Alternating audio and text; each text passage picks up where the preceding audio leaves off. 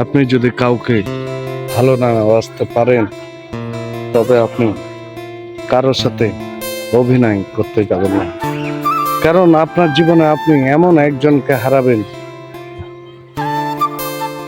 যে আপনাকে অন্ধের মতো ভালোবাসতো, আর তার জীবনের চেয়ে আপনাকে বেশি বিশ্বাস করত।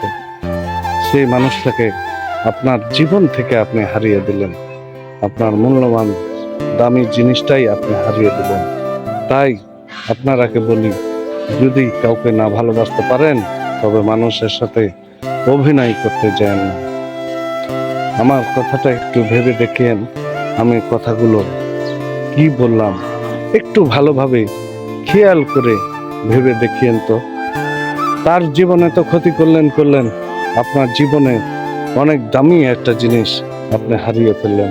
ধন্যবাদ।